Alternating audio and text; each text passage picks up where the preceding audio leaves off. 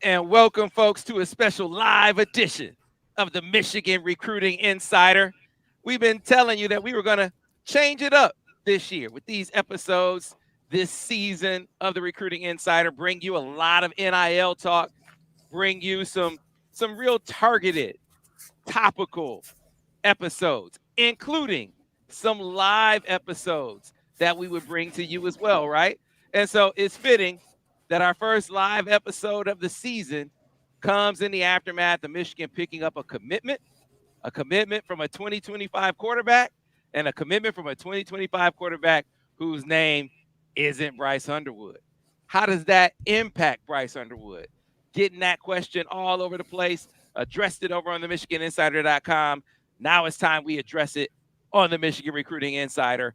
Of course, folks, before we get started, we always exchange the pleasantries, right? If you like this podcast, be sure to rate it, be sure to review it, be sure to tell all your friends about it, because a lot of folks listen to us as opposed to viewing us. But if you're watching us on YouTube, be sure to like the video, subscribe to the channel. That's how you keep us going and growing.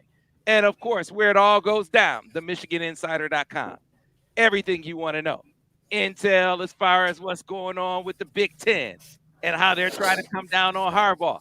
Why we have on the shirt, Michigan versus everybody. In the hat, Michigan versus everybody. From my friends over at Valiant, got to give them a huge shout out because that's really what it is, right? That's really what it is. And so we like to represent what the mood of the people is, what the mood of the moment is. And the mood of the moment right now is Michigan versus everybody. All right, so also on MichiganInsider.com, there's recruiting news, there's football news, there's basketball news, and what you can always count on is accuracy. Accuracy over everything. Truth over everything, right? That's how we get down. That's how we have always gotten down. That's how we always will get down. And no better time than the present to get on board. Time is right now, especially with everything going on. You got the game coming up. You got the recruiting period, early signing period coming up.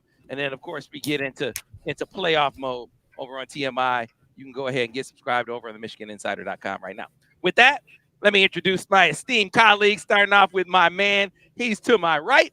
He is the guy who, I got to show you this. Wait, hold on. I know you didn't send it, but you said you were going to send me some, right? Oh, you got some. You found some. Hey, Yeah. man, the company sent me some. Farmhouse did? Yeah, Farmhouse.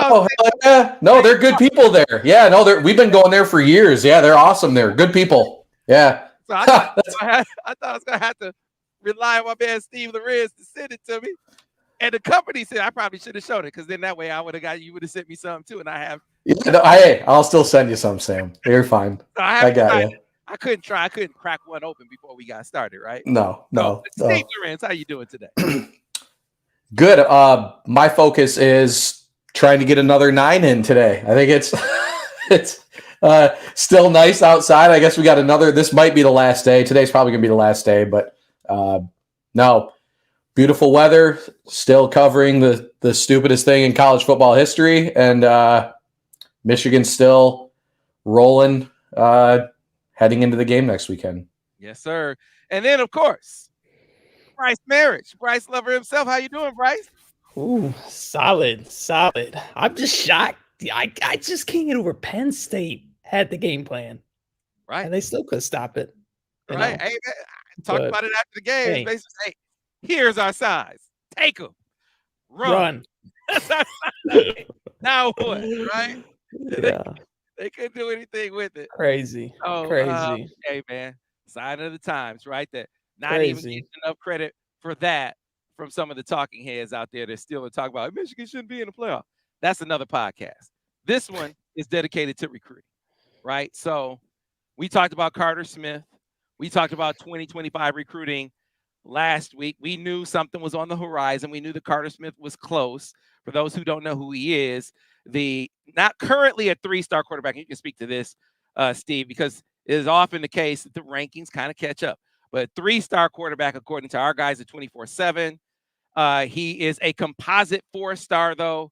I believe he's the number 14 quarterback, according to each ranking. And a guy whose stock is very much on the rise, and a dual threat quarterback. Now, there's one time where we were saying, you know what? They aren't going to take a quarterback before they hear Bryce Underwood's answer, number one quarterback, maybe the number one prospect in 2025. That position evolved.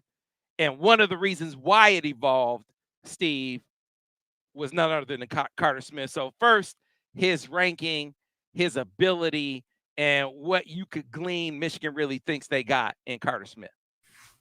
Yeah, Smith's definitely a high ceiling guy, plus athlete at the position, right? And I think that's one reason why I expect his ranking with 24/7 to at least come closer to his composite, if not eventually pass it, because our guys are always big on athleticism and ceiling, particularly at the quarterback position. And that's where Smith's, I think he's clearly a guy whose best football is still ahead of him. So I also I'm totally fine with them doing this, by the way, for one big reason. Bryce Underwood doesn't care what any other school in the country is going to do at quarterback. Didn't we talk about Colorado taking, I think, Antoine Hill, a top 100 kid out of Georgia at quarterback? He's still considering Colorado. I don't know if they're up there with LSU. It might be LSU, Michigan still, but Colorado still strongly under consideration because I think Bryce Underwood, the type of prospect who believes he's going to walk in and beat whoever's there. So if you're Michigan, you have a player you really like at the position who's a high ceiling guy and whose stock is on the rise. I think you take the commitment from him right now and you stay after Bryce Underwood, because really, if you're Underwood, not much has changed. Michigan's made it abundantly clear that he's their number one target, regardless of the fact he's the number one, number two prospect in the country. They've treated him like the number one target for, how long they recruit Dante Moore for? Like about 3 years now at this point, So to me, it's a no-lose situation if you're Michigan, because now you do have a quarterback prospect in the class, high ceiling guy, as I mentioned, and it should not have any impact on what Bryce Underwood does, because Bryce Underwood believes he will be the guy wherever he ends up anyway. Yeah, we certainly will get deeper into that. I talked to his dad, Jaquan, right after it happened. Michigan talked to him before it happened, which ought to be a signal to you. But Bryce, this is a dude, like, you watch his film and you see why. You see a guy who's not as polished as JJ at the same stage of development, but you see a lot of the same traits, right? You can see why he's so intriguing. And a guy, by the way, who chose Michigan over Florida State, and Miami. There's a time where all three in-state schools offer you. There's no way that guy's getting out of state. That day has, come and gone, and Michigan able to go in and pluck them out. Now, they'll have to guard their yard over the next couple of years, but you get the point. They got the guy the in-state schools wanted and whose stock is right. Penn State wanted him. A&M offered him as well, a dual threat guy that a guy like Kirk Campbell could really mold. Yeah, the thing too, he's probably the most intriguing prospect I've ever seen at the position. I mean, he's 6'3", 180 pounds. But Sam, you watch his highlights, he passes the ball, he runs the ball, and he's even throwing blocks on option plays for his running back. I mean, he's a unique specimen. He can throw off platform throws. He can, take it 50, 60 yards, and he's got a huge arm. The thing about him that makes him unique is his throwing style. It's a little unorthodox. He's a baseball player. He's a right-handed pitcher. He's actually a guy, if he really focused on baseball, he could go pro, be a day one draft pick in the MLB draft. He decided a year or two ago to focus completely on football, and it's kind of shown in his stats. Through 10 games, he's got 1,800 passing yards, 25 passing touchdowns, 1 interception, 70% completion percentage. On top of that, he's got 76 carries for over 600 yards and 16 touchdowns. And then in 3 years at the varsity level, he's got nearly 9,000 total yards of offense. So this guy is a production machine. He can get the ball. He can move it. He can do a lot of things. I think, too, when you're looking at like Jane Davis and kind of how his game is, Carter Smith is a little more like JJ, where he's that, like you said, that dual threat, that mobile guy where he can run and pass, but he's going to always be a pass first, then run second. And you've kind of seen that with JJ where, last year he was more of, I'm going to take off. If I don't see him, I'm going to take off. Now he's keeping his eyes downfield. If he sees a guy like Roman or Cornelius or anyone, he's going to hit that guy. So it's this was a recruitment that I was actually kind of not shocked he committed when he did, but he got offered, Sam, after the Purdue game on November 4th. It's November 14th, 10 days later. He's committed to Michigan. And I think the way it played out, and especially for Kirk Campbell, I don't think they'd change anything to happen. I think they're ecstatic getting a guy like this in the fold, getting their, quarterback, a guy where we always talk about recruiting classes. What do you need? You need that signal caller. You need a guy to kind of be the flag carrier of the class, kind of recruit for other guys. He told me that's the plan. He plans on targeting other guys in the 2025 cycle. And last thing I want to point out, I think Steve addressed this, was Michigan didn't take a pure quarterback last cycle. Yeah. Yep. And so you're looking at JJ's future. He's most likely going to go pro. You're looking at the quarterback roster for in the next 2 years. What does that look like? Who could transfer out? Who could transfer in? What guys do you still have coming in? There's a lot of moving parts, and I think right now Carter Smith is the safe bet. Get him in the fold, work with him, develop him, and see what you can, come with in a few years. Yeah, a couple of points to really seize upon there. Like you said, Bryce, they didn't take a quarterback in 23. So what does your quarterback dynamic look like after JJ McCarthy? And if you aren't leading right now for Bryce Underwood, and I don't think they lead right now for Bryce, and we'll get to that coming up, you got to protect your roster. You got to fortify your ranks. And as it stands, but first of all, let's slow down a little bit on the JJ train as far as JJ jumping. Do I think it's likely that JJ goes to the NFL? Yes, I think it's likely. Do I think it's a foregone conclusion? No, I do not. Matter of fact, I know it's not a foregone conclusion. I mean, there are other considerations.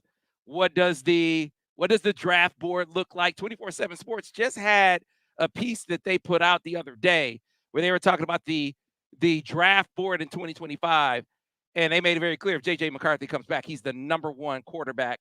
He is QB1 in 2025 if he comes back. And I know a consideration for him is legacy. And, Jim Harbaugh is already saying he's the best quarterback to ever do it in a Michigan uniform. I know Tom's crew, my autograph fam, I know they're watching. I know Tom kind of checks it out too. We're only talking about at Michigan. We aren't talking about the whole NFL body of work as well. But at Michigan, Jim is already saying this is the number one quarterback to ever do it. He wins the championship. I think it cements it if it's not cemented already. But legacy for JJ. Imagine if he comes back as a champion, comes back and wins a Heisman Trophy, because they're hating on him now, talking about Michigan. Some of the voters are talking about Michigan cheated, so I can't vote for JJ, or, hey, he threw 8 passes in the last game, so I can't vote for JJ. I think JJ McCarthy, when you look at what he is up top as far as the head game and how he can play the quarterback position in a pro-style way. He's changing protections. He's reading coverages. He's not getting answers from the sideline every play like some of the other quarterbacks. And I don't mean that as criticism. I'm just highlighting the difference. And I also think there aren't a lot of quarterbacks who, if their head coach was absent and the chips are down and the acting head coach says, we aren't going to throw any more passes, I don't think that you got a lot of other quarterbacks out there would be like, okay, coach, we're going to do this. A lot of other quarterbacks would be like, hell no, we're throwing this rock. I just threw it 37 times last week for 335 yards. I'm throwing this rock. That wasn't JJ. So my point is the emotional leadership, the in-game leadership, and the ability to take everything on his shoulders. I think he's the top guy in the game. I don't think right now NFL execs see it like that. So if there's a scenario where he is outside the top 10, then that's a scenario where it's possible. It's possible he could come back if the NIL is right and he has a chance to not just have the legacy of being the greatest quarterback to ever do it, but the greatest player to ever do it. You come back after winning a national championship, you aren't just competing with the quarterbacks anymore. You're competing with Charles. You're competing with Dez. You're competing with Tom Hart. That's where you are at that point. And I think that resonates with him. So I know I went off on the tangent, but I'm just saying let's pump the brakes on the he's definitely gone. He's likely gone, but not definitely gone. He'll definitely be gone in 2025, though. We know this. So what does your quarterback situation look like when he's gone? If you look at the board as it stands, fellas, you got Jaden Davis. Jaden Davis is a hell of a prospect. But you look at it, and who is the real challenger to Jaden Davis? Who's the real challenger? If you look right now, that's not to say there won't be any competition, Steve and Bryce, but who is the real guy who's going to push him and say, yeah, they're going to beat him out for that job?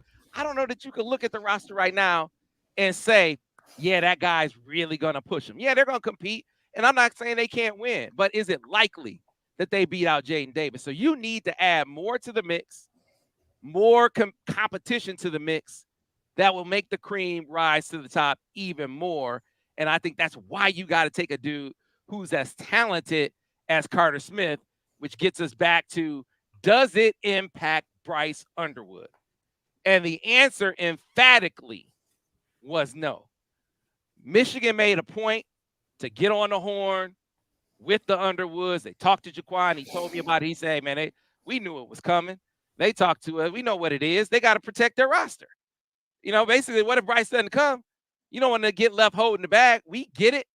And at the same time, we're going to have to compete wherever we go. Because, Steve, you mentioned Colorado having a quarterback in 25. Well, Florida State has a quarterback in 25. They're in the top 7, right? Oregon has a quarterback in the 25. They're in the top 7.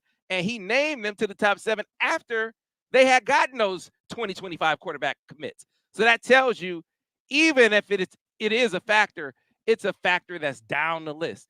This is a guy who's not going to run away from competition. He thinks he's better than all those guys already, right?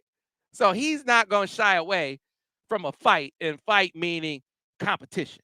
So they made sure they did what you got to do for the number one player in this state in the past 30 years. You got to call him and be like, hey, man, this is what we're thinking.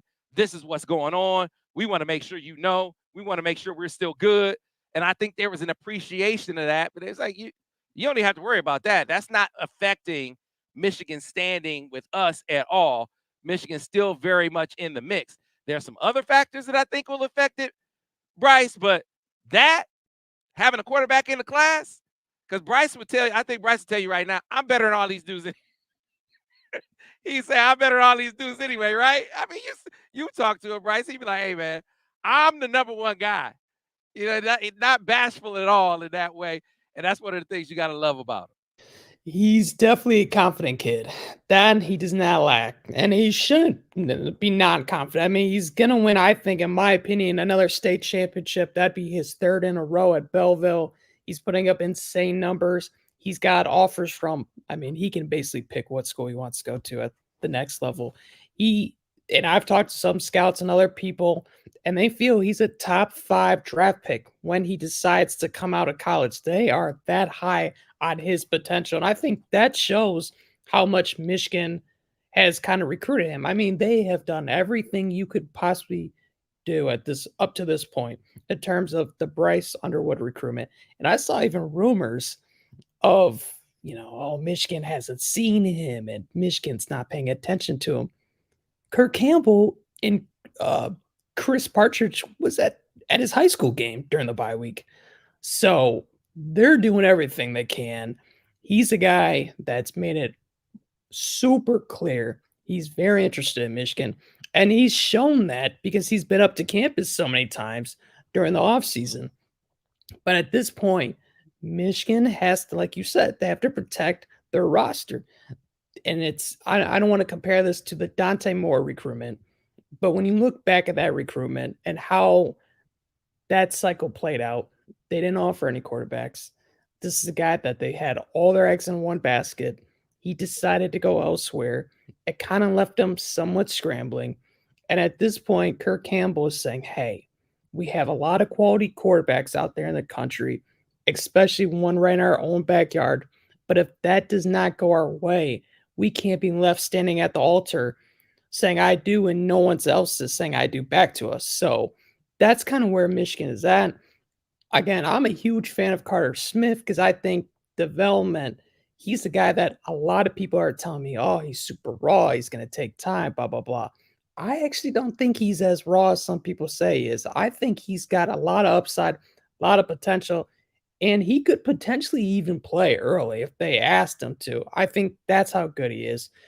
The other thing with this too is, will this kind of move the needle though? Like, does this really, is this something where I think Michigan can look at and say, should we have taken this commitment?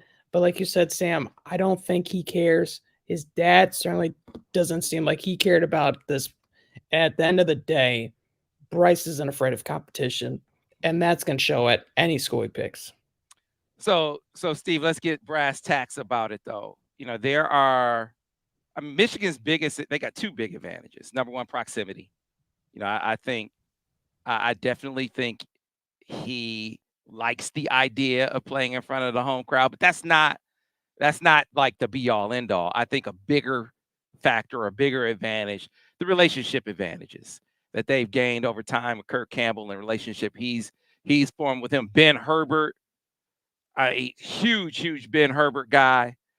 You also have, his teammate, Jeremiah Beasley, heading over there. And last but not least, they're only still in this race because of Steve Clinkscale, right? Michigan was, when Matt Weiss was, I cannot stress enough, when Matt Weiss was the quarterback coach, Michigan was out. They had no chance in Bryce. It was over. We wouldn't even be talking about it right now. So for them to even be at this point is a flat out miracle. They fell up the stairs by changing quarterback coaches because that puts them in the mix here.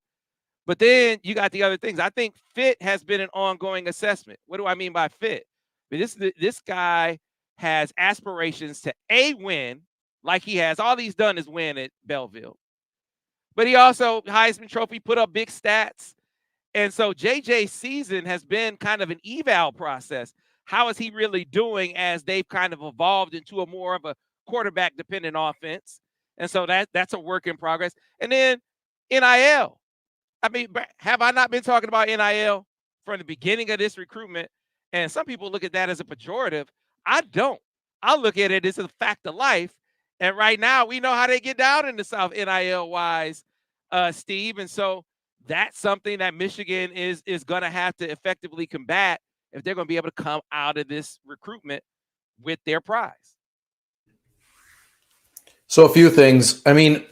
If you're in Bryce Underwood's position, you should be trying to maximize your NIL situation, right? You're that highly ranked, you're that talented, you have that many programs who want to make you the guy. It's guys like him should be the ones benefiting from the change in direction as far as athletes being able to make some name off of their name, image, and likeness. We do know, like you said, Sam, it's a little bit different down south. Obviously, it's going to play a factor in any race when you're recruiting against those guys. But I guess, did J.J. McCarthy throwing 8 passes on Saturday, is that going to end up affecting his NFL draft stock at all? No. So I guess I can't the one thing, I get it. Jaden Daniels is putting up some insane numbers at LSU this season. In a way, it's really maybe Michigan's worst case scenario in that regard, that he's putting up the numbers that he's putting up. But could argue Michigan with Bryce Underwood in a better position to continue winning the Big Ten and contending for a national championship every year. When you don't, LSU's always got the opportunity, the chance to be in there, but it's definitely a harder battle down south in the SEC to be able to do it in front of your home crowd, in front of your friends and family every Saturday. I got to think would play a role. But the fit, I just never really understood that. Michigan has shown the ability this year to showcase J.J. McCarthy in a huge way. Really, if anything, last week was the exception this season to the rule. It's really been the J.J. show for Michigan the vast majority of the time. So, you know, and it's not going to hurt, like I said, his draft stock whatsoever that they ran the ball 32 straight times and beat a top 10 team on the road. You know, so interesting recruitment. Like I said, it is kind of it's kind of crappy for Michigan that Daniels is putting up the numbers, because that's an easy pitch for Brian Kelly and company to say. They're probably telling him, we think you could be even better than Daniels has been for us, right? You could take us to the next, you know, here we are right now. They got what, 3 losses, I think. Mm-hmm. You know, with you, we're not losing those 3 games, right? And we'll, you know, so. Well, I mean, so Michigan's counter is very simple. What quarterback has Brian Kelly developed? And when you look at Jaden Daniels, yeah, he's putting up stats, but what are those stats doing for him in the win department, like tangibly? What are they doing? All you've done is win championships. Do you want to do something less in college? That's the pitch. You go there, put up numbers. You come here, put up numbers and wins, meaningful wins. Look at what's going on with J.J. McCarthy right now. Now, listen, NIL, I'm like you. I'm just, it's long overdue. Prospects, players, and I'm an advocate for high school prospects in every state being able to realize NIL right now. Michigan doesn't have that law yet. It should. So for me, it should be a part of the recruiting process. I don't begrudge parents who look at that as one of the key ingredients at all. You got Jimbo Fisher about to get $76 million not to coach, and it's a problem when a prospect gets paid. And hell no, I don't buy any of that. If you are recruiting and trying to build a roster, you got to have an NIL plan that a prospect of his ilk can see. If it's not immediate, like some of these Southern schools, it's not supposed to be like a inducement. If it's not like that, can they see it very clearly what's going to be on the horizon for them? This is why how JJ is doing, that's your best pitch. How JJ is doing on the field and how JJ is doing NIL-wise is their best case. That's what they can sell. You know, they are not going to be, hey, this is how much money you're going to get to come to Michigan. That's just not how they're going to do that. Now, I'm going to say something that I've been saying all along. Outside of Michigan, outside of the program and the university, man, there are business interests everywhere. And there are ways to figure out how you can present a case, how you can present a lucrative case for sponsorship, for NIL agreements down the line that aren't inducements, that aren't contingent upon you going a particular place. You know, you could be a car company, a software company. You could be one of those companies who say, well, look, we'll do business with you wherever you go because we think you're a generational talent like that. But boy, oh boy, if you were at home on the home front, the opportunities would be that much greater. That is a compelling case and a legal case and the kind of thing that they're doing in other states. Like whether it's businesses or state governments. Like Missouri, they figured out a rule where you sign with the state institution and you can start getting NIL money right now in high school. You sign with some out-of-state school, you can't get NIL, right? So they're figuring out ways to get things done in other states. I'm going to say right now what I said months ago. If the NIL money cannon doesn't fire in this instance, then I don't think it exists. That doesn't mean that Michigan can't get it done without it. But boy, I mean, it's like the bat signal. The bat signal is up. The dude makes his decision January 6th, right? You know, Michigan, get them on campus for the Ohio State game. See what you can do there. Like J.J. McCarthy having a big game, being able to see what he brings to the table NIL-wise. All these things really, really help. But, man, the clincher, all things being equal, let's say he thinks he's going to get developed at all these places. Let's say he has relationships that are on par at all these places. Could NIL be the difference? And if NIL is the difference, can Michigan win that battle? Right now, I would say no. Right now, I would say no. But right now, it's not January 6th. So let's see how those ingredients balance out in the coming months. He gets a chance to feel right at home once again if he makes it to the Ohio State game. And again, what is JJ doing? What is JJ doing on and off the field, business-wise? And can he see himself in a similar position? That's a big question for JJ McCarthy. But hey, let's take a pause here from this discussion. We'll come back around. We'll start getting some of your questions in as far as the recruiting is concerned, because I want to take a pause and bring in one of our great partners. Remember, I told you guys, if you watch us over on the football breakdowns or film studies, that people have been asking, man, when are you going to get an app?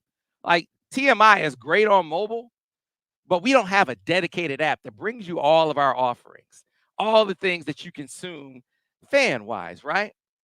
Well, Tom Brady came up with the solution. Tom Brady and his team at Autograph. I've been telling you folks about it. Some of you have used the app already, like Jay Will Succeeds, that I'm loving the TB12 app, Autograph, Go Blue, right? We got people in the chat right now who've already used the app. Some of you don't know what the hell I'm talking about. So I'm going to bring now to the stage, bring to the program, a guy who can tell you all about it. He is my man. He's the guy who made me a Wolverine. I'll tell you all about that coming up. But Joe Perez joins us right now. And Joe, first of all, welcome to the program.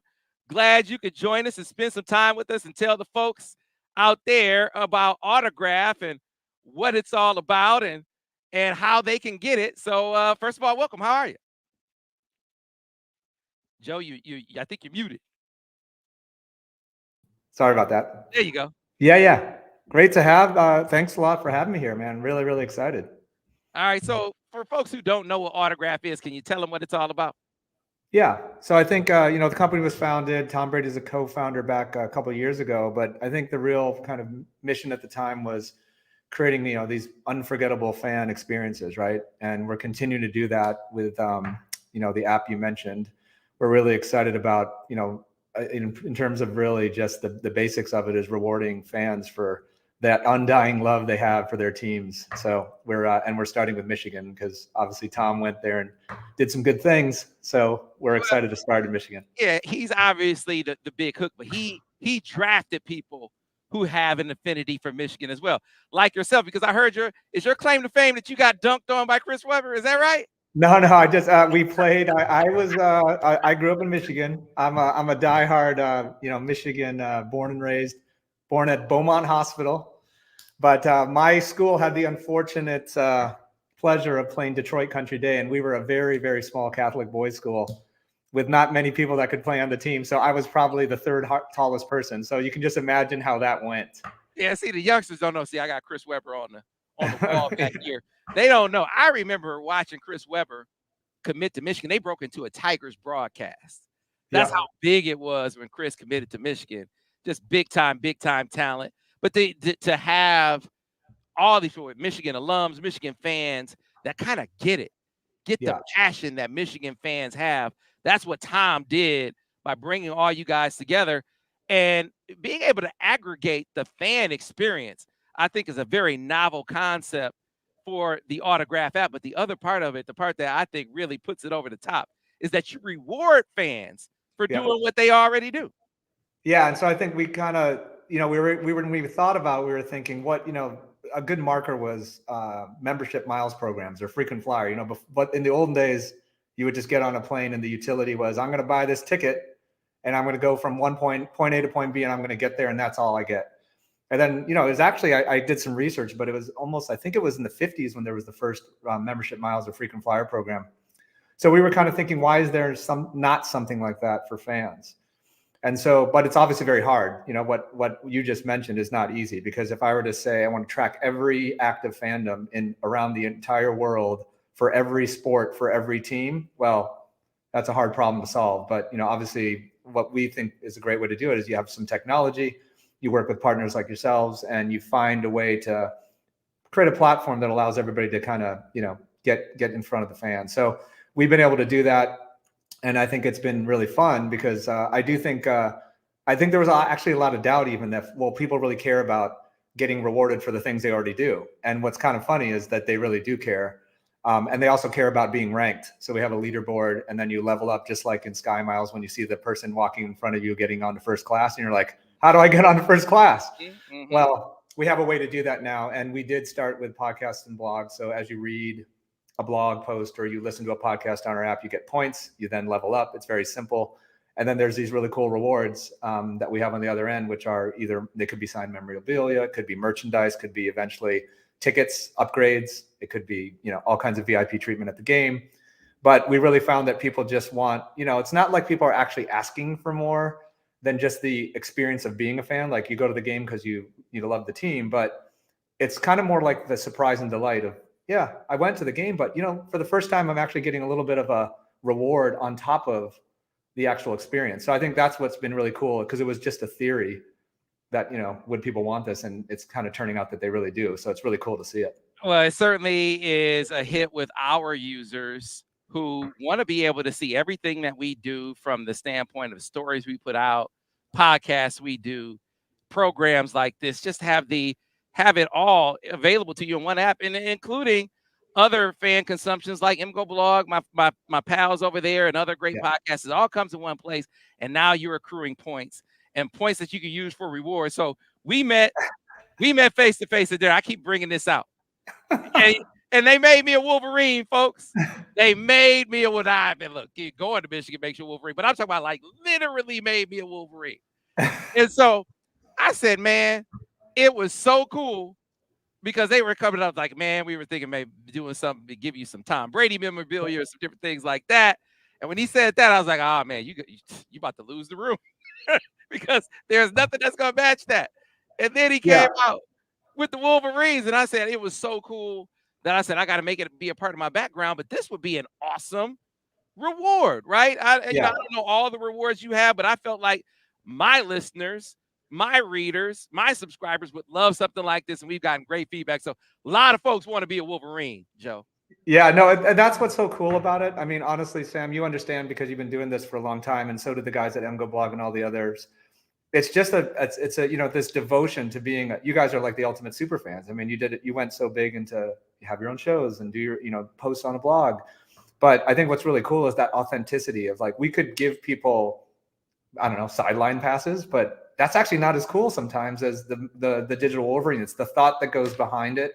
It's the authenticity. And even when we made those, as you see with yours, we really thought about very intentionally what the backgrounds were going to be and what the characteristics of the personality are and all that. So what was cool is that you made a call out on one of your other shows, and a bunch of your fans tweeted us that wanted their Wolverines. And there's some behind me here. We made a bunch of them, and there's just some really like this one. I'll just pull this here. This guy. This is a real user, one of your users or your audience members, and they would tell us. We had a form that says, "Tell us what you like to do and kind of your personality," and then we made these. So it's been really cool just to see that kind of. It's been really cool to see that kind of engagement, though, because that's where people are like, you know what? They kind of were thoughtful about it. They went a little bit further than just giving me like a T-shirt or a hat or something. So I think that's what's really exciting for us is it's not just about the fact that people are going to level up and get points and stuff. It's like, well, what is on the other end of that? How cool is it? And if it isn't tweet worthy, then it's not cool enough. We haven't done our job. So that's kind of what we're thinking. We're always trying to make it really awesome. So we're really excited about the feedback we've gotten because people are really excited. First and foremost, just that everything's in one place.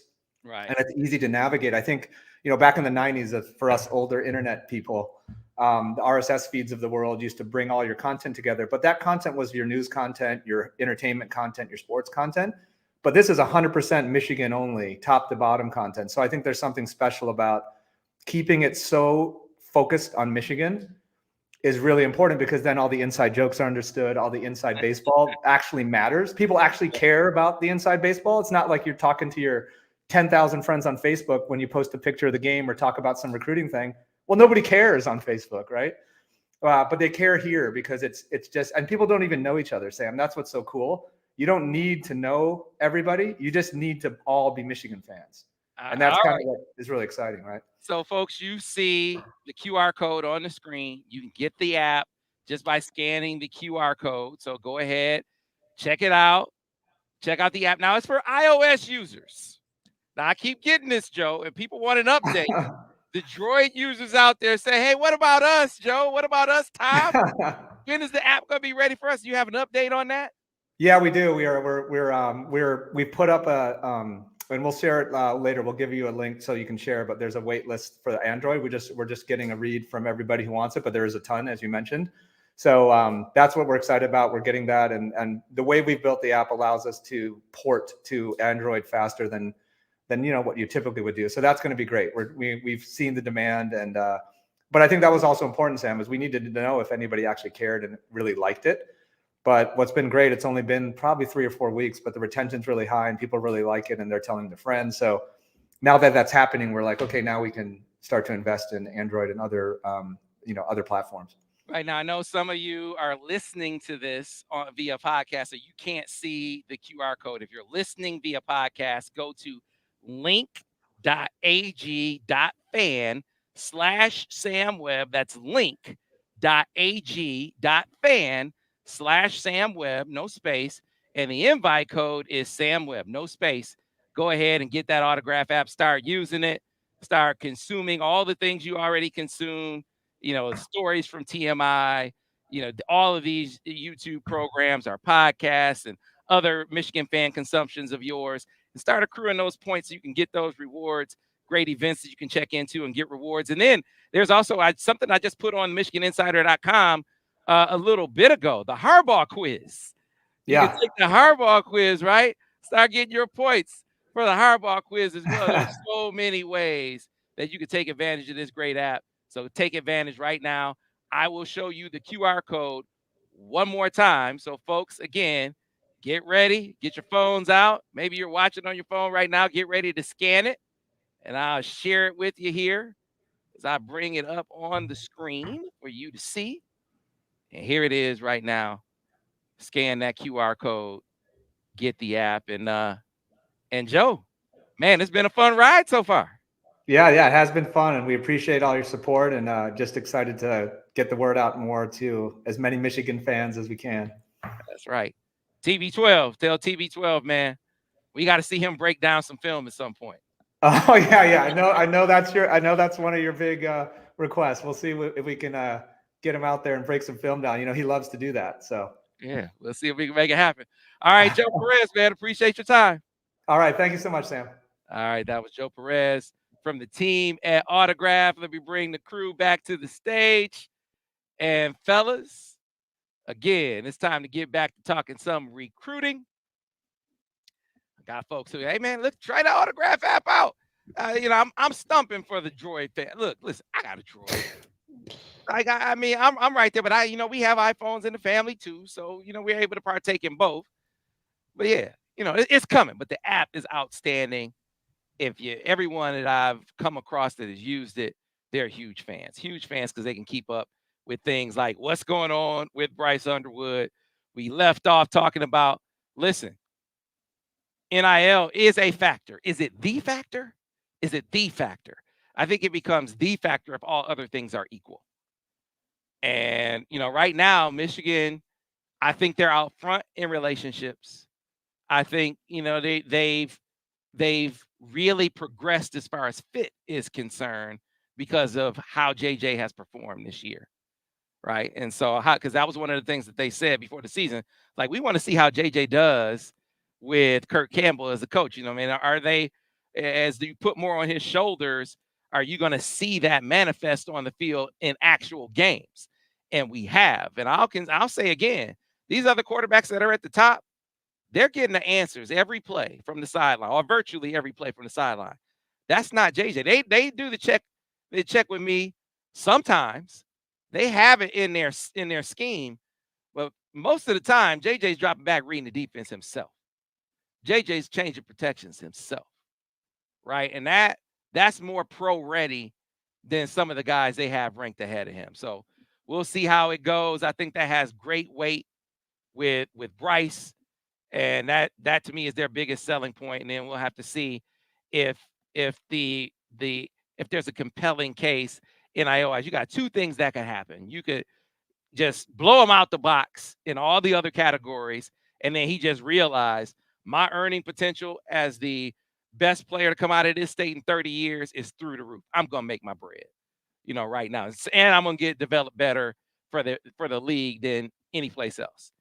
That could put NIL in a box, or he feels like that's gonna happen anywhere. I'm gonna be developed, to the nth degree anywhere I go, and the fit is the same anywhere I go among my final 7. And now I'm looking at NIL. Does that cannon get fired from some interest around Michigan to say, man, there's going to be some great opportunities? Maybe it's one of the big 3. Maybe it's Google. I mean, all kind of businesses have Michigan affiliation. That it would make sense to have a guy like this be a pitch man or a front man, fellas. So, but I think we'd be remiss if we didn't talk about some of the other developments as far as visitors are concerned. Still waiting to see about Bryce. His dad said they were just waiting to get the link to get everything set up. People took that to mean that, oh, Michigan isn't. No, it was mentioned as a formality. They hadn't done it yet. That's how it was.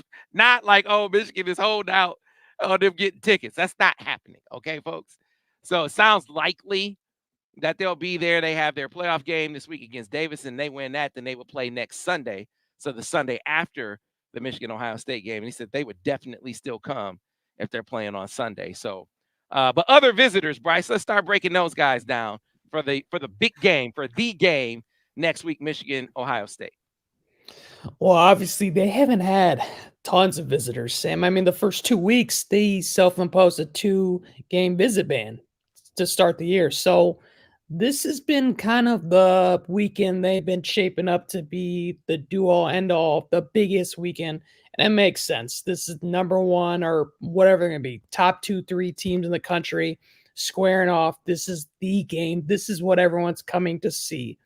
A guy we're going to start off with who's some people 24/7 Sports has ranked even higher than Bryce Underwood is David Sanders, the offensive tackle out of Providence Day, a high school that Michigan fans might be somewhat familiar with because Michigan has their quarterback and wide receiver Jaden Davis and Shannon Goodwin both committed in the 2024 class. David has not been to a game this season, or to at least a Michigan football game this season. He has been to Michigan for the first time back in the summer for the barbecue. Actually, we had him in the studio, had a great time. He talked about it. You can check it out on the YouTube page to see that full interview. But he will be coming up with his family. That's a big time guy. Carter Smith, he's going to be returning. Obviously, we kind of noted on him, the quarterback that just committed to Michigan, Carter Lowe, offensive tackle in the 2025 class from Toledo, Ohio. He's got Michigan, Ohio State, a couple other schools. He's a big fan of Sharon Moore. He's really liked what they've done up front. He will be returning to campus. Avery Gash, this is a guy that now in-state offensive tackle 4-star in the 2025 class. He's making his 3rd straight executive trip to Michigan. He went up for the Indiana game, came back for the Purdue game. Now he will be coming for the Ohio State game. Nate Marshall, a guy to know. He's a defensive lineman out of the state of Illinois. He's borderline 5-star talent in the 2025 class. He came up for the barbecue for the first time ever. He will be on campus as well. So the 2025 class, Sam, will be absolutely loaded. There's going to be guys. I mean, it's going to be dozens of prospects. But 2 guys right now that are big maybes, that are guys to watch, are 1, Nitro Tuggle. He's a Georgia commit, wide receiver, same high school as JoJo Edmonds, and a guy in that Michigan and Ron Bellamy, the wide receivers coach, have been working on to kind of get that OV from. There's a possibility he comes. And then sticking with wide receiver recruiting, Galen Bear. This is a guy from the state of Idaho, the number 1 prospect in the state. We've been kind of, dropping breadcrumbs here and there and say, just keep watching. Michigan is monitoring. They've been slowly but surely keep chipping away. Boise State recently dismissed their head coach. Now he's kind of looking around. He just took an unofficial visit back to Oregon this past weekend. And it's just kind of what I'm hearing, but it's a good very good chance that we see him up for the Ohio State game. And I think Michigan right now is in prime position to get them spatulas out, Sam, Yeah, and flip man. him. Yeah, man. That Gatlin Bear that's the one of all the guys that got away. I mean, you could look at a few different guys, but he's the one, Steve, that it's like, man, that one, because it just felt like they were on the verge. They were on the cusp. They were closer to getting him. And, the questions start to hit. Distance. He was right there at home, and they kind of sold they had a 1,000-yard receiver. Right. And Colston had a flash, but he hadn't really sustained it over the course of a season yet. So you really hadn't seen that level of production. But now you've seen that level of production, and his coach just got fired. And you wonder if that distance question kind of went out the window. So you get him back on campus, and I just think I think if Michigan were closer to home, they would have got him in the first place. And now you got a chance to come back around and see it and see that atmosphere. Steve, that's the one that you talk about flip. I know you got Nitro Tuggle in there that they're still trying to get. You got some different guys that have flip potential, but he's the one where I'm like, man, I think they're more likely than not to actually get that one done, in my opinion. Yeah, I mean, hard not to agree, right? Especially you think about Michigan obviously finished second there. Probably a close second, right? I remember didn't Brandon Huffman say it was like about 50-50 going into the last week or so before he decided? The fact he's considering other programs again after the firing has to mean that relationships are pretty important to him in his recruitment, right? Obviously they were the hometown school, but choosing Boise State over Michigan and Oregon must have meant that relationship with their staff was pretty meaningful, right? So if Michigan was right there at the end, you got to think if they're able to get him up next weekend and the visit goes well. Now, don't get me wrong. Dan Lanning, great recruiter at Oregon, right? Oregon's tough to recruit against. They're having a great year also. But, this does, I agree, much more than Nitro Tuggle, who's committed to Georgia. Definitely feels like one if he's there next weekend and it goes well, it does feel like one that Michigan's going to have as good a shot as any of getting, and would really, right? It's in receivers, a position we've talked about. Yeah. We know he's not enrolling this season still, correct, Bryce? He's still going on the mission, but just elite talent. He'd probably be he'd be like a top 10 player in the 26 class, really. Like he's already a top 50 in the 24. Give him 2 more years and he's you're getting like a 5-star level guy in a couple of seasons. You kind of put him in your back pocket. So good. This is why you stay on guys like that. Yeah, man. You maintain relationships. I say the same thing even with Bryce. Right? You recruit till the bell and after it with a guy like that, because you just never know what's going to happen. What if Chip Kelly gets fired, Dante Moore? Right? You keep recruiting for a reason, because you might get another bite of the apple down the line. So it's not over even when they commit. And it certainly was true with, even if the Boise State coaches don't get fired, it's like, man, a whole lot can change in a couple of years. And so that you keep recruiting him, even if they're still there, he might look at it and you're a couple of years down the line and either Jaden Davis or Bryce Underwood is your quarterback. And it's like, man, I get a chance to go play with them versus whoever Boise State's going to have at that point. And it starts to look a whole lot different. So you got to love it. You shoot your shot with all these guys. Nitro Tuggle too. It's a steeper hill to climb. But man, you got JoJo Edmond, who was recently named an All-American, right? We talked about JoJo. We talked about JoJo being a guy, not just some throw in because they didn't get Aaron Scott. He was a guy who came to camp and worked out, and the only reason they paused is because they were waiting to see what Aaron Scott was going to do. And the moment Aaron Scott committed to Ohio State, they were on JoJo Edmond, and it was like, boom. And remember, I told you guys at the time, I might be a little down on Ryan Walters because he started crying about sign stealing, but I still think he's a hell of a coach. I still think he's a hell of a coach who can spot some DBs. He can spot some DBs. And he was on this dude. So it's kind of like if Iowa is on a tight end, that's saying something. If Ryan Walters is on a DB, that's a guy. And so we told you this was a guy, and all of a sudden he's top 247. He's All-American. It's like, see, did we tell you? We were saying this from the beginning, right, Steve? So there was actually, I don't know if it was somebody whoever wrote the article for the All-American, for Edmonds All-American candidacy, there was a Buckeye fan that commented.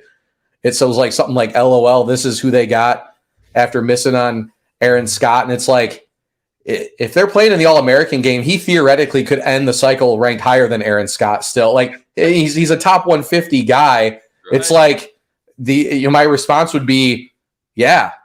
Like they said, yeah, say they got an All-American player to replace the guy, Aaron Scott or whatever. But like you said though, Sam, he was a guy either way. But just, yeah, from a perception standpoint, just more stupidity as there has been recently. So, guys though, right? That's kind of synonymous, right? Yeah, no, I mean, at this point it's I loved, as a quick aside, I loved the call out of Brian MGoBlog's RPS metric. The Ohio State writer called out his RPS metric of Penn State last year versus this year. His rock, paper, scissors on his UFR, when it's like, it's because Michigan threw rock the entire second half of the game.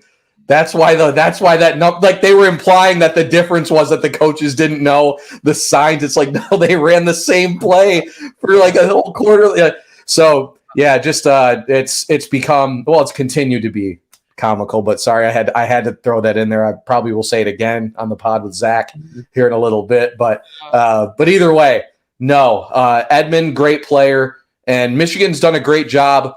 Like another thing too. We talk about edge. They want to get another guy. I think they're still kind of looking for a D. If they found a big guy in the middle, I think they'd still. This is one area where Michigan has always excelled in, is always finding the late guy that turns out at a variety of positions too, not just a couple. They're always really good. So that's one of my favorite parts of covering this program from a recruiting standpoint. It's always fun to see the late names that pop up at a variety of positions. And then 3 or 4 years later, talking about how highly they got drafted in the NFL or something. I mean, it's just that we've been down that road 100 times. So, Steve, you mentioned a guy. I just got a text. Marcus Wimberly, the commit for Arkansas. He just confirmed he will be going to Michigan, Ohio State. So there you go. There's another big name, right? Yeah. You could talk about him a little. Yeah, the unicorn. Yeah, they Arkansas commit. What, 3-star still? I don't think we've even ranked. I don't think 24/7 has even ranked him yet, have we? I think he's 86. He's 86. Yeah, no, they really like that kid a lot. That's somebody, maybe we'll link him on the board after we post the podcast. But that's big. That's a big visit. I'd say he's one of their top 2 or 3 targets at safety in 25 for sure. That's a huge confirmation. Yeah, man. Good work.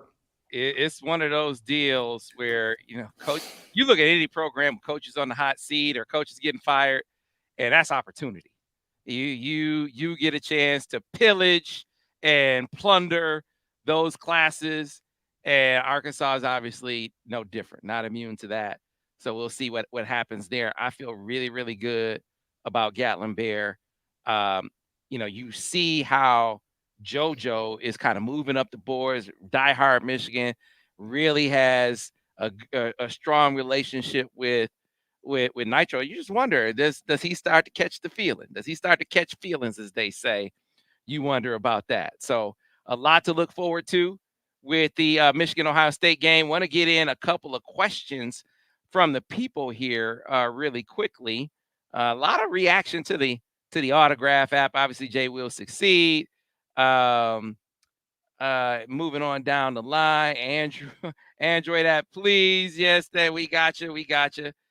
So here's what Marcus Ellis. Any concerns that Underwood is looking at LSU's Daniels and saying that could be me?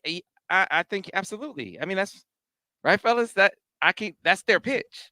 That's the easiest pitch. Right. 100%, That's exactly yeah. what they're saying. That's exactly what they're saying. But you're saying if you're Michigan, you could be JJ. You could be JJ. And I would make the argument, and you tell me if you guys agree with this.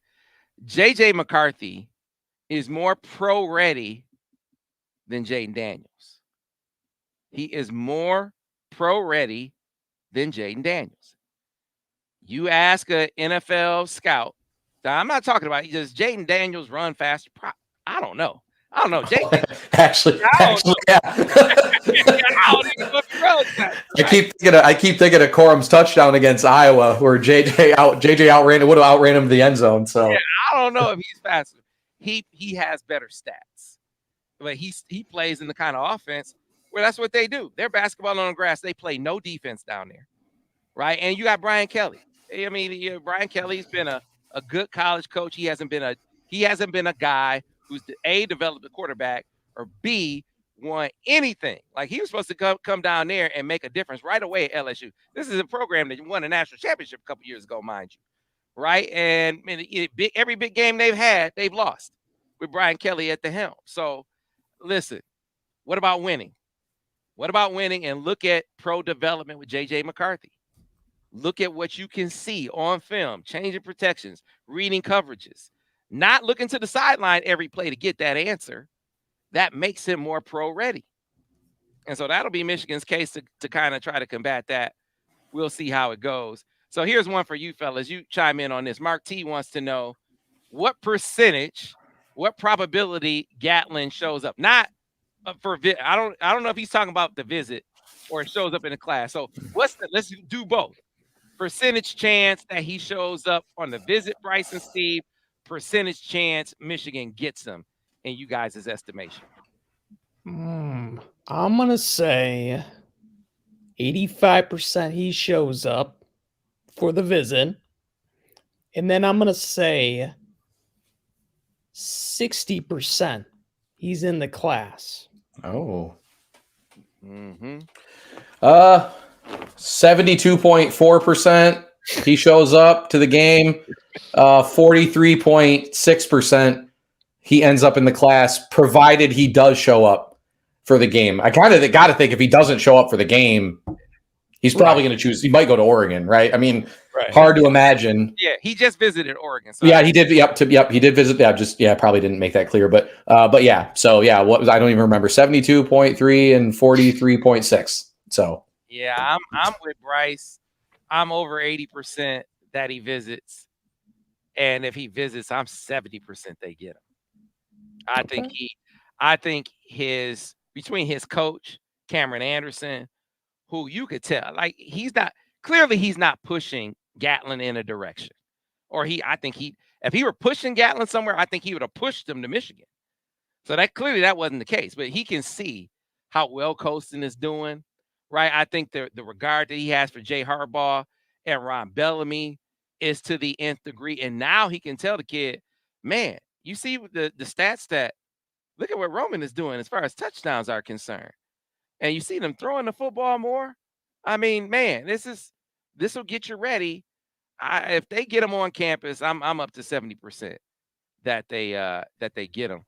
Kwame Tumasami, he said, I want that Michigan versus everybody sweatshirt. Valiant. You can get it from Valiant.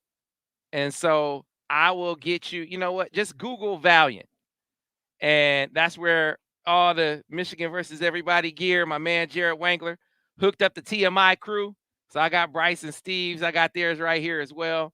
Because it really is Michigan versus everybody. Make no mistake, man. That's what it is right now. And so we have to represent. Here is a very interesting question, guys, that I want to get to before we get out of here. Someone asked, what past prospect do you think Michigan has a chance of coming back around and getting in the transfer portal? You guys know who came immediately to mind to me. I already mentioned them, but who would come to mind for you? Like, if right now, even if they aren't in the portal, you're like, yeah, Michigan could come back around and get this guy. I don't know, but I tell you what, I read our Texas site quite a bit, and there's rumors that Quinn Ewers may return again next season for the Longhorns. I would be fascinated to know where Arch Manning's head and recruitment would potentially go if he decided he didn't want to sit behind Ewers for a second year. To the point where I actually looked up the relationship between Jim Harbaugh and Peyton Manning, and I feel like it's a pretty positive relationship. Not the guy he would not be my leader in the clubhouse, obviously, but I'd be interested to know if Michigan would maybe have a small feather in their cap there, with both Jim and Peyton having such a good relationship with the Colts organization, if maybe Michigan would be under consideration in a situation like that. But I already know who Sam was thinking of. Trying to think of another guy, but Arch would be the dark horse name, I feel like, if Ewers was to return. Bryce? I'm thinking of your guy too. I think outside the box, the guy that they didn't recruit, but if they do look at transfer portal guys, and I'm not even saying he's going to transfer, I've just seen it. You know how the internet is. They throw up any name. But Cameron Rising, who just basically took a red shirt this year, has been hurt. He could be the Jake Rudock maybe next year, So that's a possibility. He's very intriguing, to say the least. If he entered, I should say. Yeah, I think he's like the guy at Utah. So you only got a pig farmer at quarterback now. He's been doing decent. So we'll see how it goes. But yeah, Dante Moore, man. Dante Moore. Yeah. Same thing with Bryce. Matt Weiss was a huge, huge issue there in that sweepstakes. Were there other factors? Sure, there were other factors, right? But that was a big one. The relationship. What's the coach? The coach at Arizona State right now. Why am I drawing a blank? Jeff Fish. Dillingham. Yeah. Oh. Dillingham. Yeah, he was the guy who he really vibed with at Oregon. So many people made it all about NIL. Was NIL a factor? Sure it was. He said it was a factor. But the fact that he didn't vibe with the quarterback coach here was a huge, huge deal. And now, again, you have proof. Like, you can see what JJ has done, right? You can see that JJ has emerged as a bona fide pro. Like, I think he's a first rounder right now. The question is he top 10? Will the scouts see him as top 10? That's the Kirk Campbell effect, right? Who's, power, personality, and ability to connect with guys is just on a different level. So I think that's the kind of thing. Talk about getting another bite of the apple. If he jumps in the portal, man, his dad's Michigan fandom with the tattoo peeing on Ohio State that his dad has, now that tap becomes more relevant if he goes back home, right? I believe that becomes a real thing. More so if JJ goes pro. More so if JJ goes pro than if he comes back. Because I think anywhere he goes, he wants to be out, he wants to get on the field right away. So that's a big factor in all of this. Like, if JJ comes back, they aren't getting the guy in the portal. They aren't getting a big time quarterback in the portal. So, yeah, see, Sam, I just thought of one too. And I don't know why I just thought of him. But how about Darius Taylor from Minnesota? Yeah, man. PJ Fleck talked about we need money. He said he came out and said it. That's an intriguing one, man. That's a really intriguing. I know we got to get out of here. We're running late. That's a very intriguing, because you guys remember they went on Darius Taylor late, and he was in his feelings. He was in his feelings because they went on Cole Cabana first, right? And then they came back around, and it's like, well, it's kind of like how you like me now kind of thing. But, Michigan is showing more than one back can thrive here. Like, Khalil Mullings, before he got hurt, they were legit running 3 dudes in there. And, all the dudes are having an opportunity to eat. So, yeah, you come back around if he hits the portal. Now, you don't know what that will look like, but the chance to come back home at Michigan, they're going to run the rock. Multiple backs can get off. There's going to be an opportunity for some other guys to kind of break through. I don't know, Steve and Bryce. That's a good one, Bryce. That's a good one. So, anyway, folks, listen, we could go all day, as you know. You want more? Go over to the MichiganInsider.com. That's where it all goes down. for pennies a day, keeps you on the cutting edge of all the information. Listen, Jim Harbaugh's hearing tomorrow. I got some lawyers on call. We talked to my buddy Joe Simon, who gave us some excellent legal analysis on the case that Michigan will likely make or could make, and then maybe getting them down the road to getting this TRO and getting Jim Harbaugh back on the sideline. We got that covered. Certainly, all things recruiting, we have you covered.